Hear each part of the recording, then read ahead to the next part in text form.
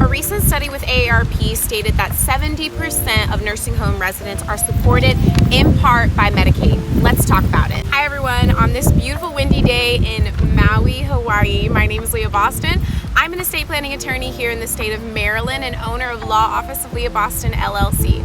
I draft wills, trusts, and I talk about long-term life care planning with people like you. It's really important once you reach the age of 50 and older to start thinking about how your assets are set up. So in the state of Maryland, for a household size of one, Medicaid limits about $1,700 a month. And this is for a household size of one. It goes up a little bit by the number of people in the house, but just using the numbers for a one-figure household size, about $1,700. That is the limit for Medicaid in the state of Maryland. And this number is really important, especially for middle-class individuals, because you may be able to afford nursing home care or private home care, but you may not be able to afford it for an extensive period of time. So maybe for the first 5 years you're okay, but money starts adding up, these costs start adding up, and it may not be able to be something that you can keep up with for an extensive period of time. At that point, that's when we would start looking to qualifying for those Medicaid benefits. And in doing so, the government has their own way of establishing eligibility, and one of those things are called the look back period. This is a process where Medicaid will look back at your financial records for the past 5 years. And also in the state of Maryland, it's a 5-year window, so 60 months. And the look back period is actually so important because it can be one of the determining factors that disqualifies people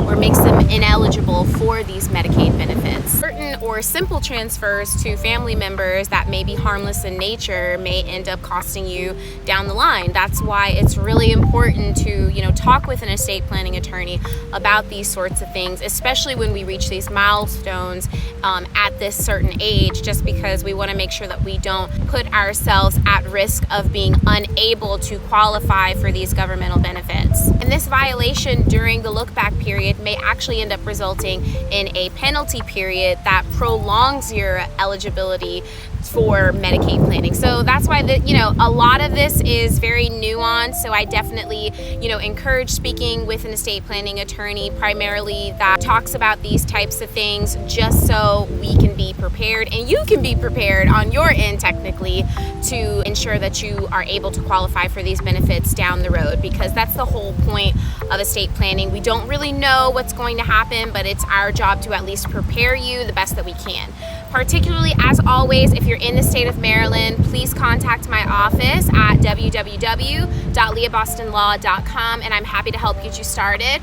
Otherwise, if you would like me to expound further on this topic, please leave a comment. If not, I'll see you in the next video. Bye.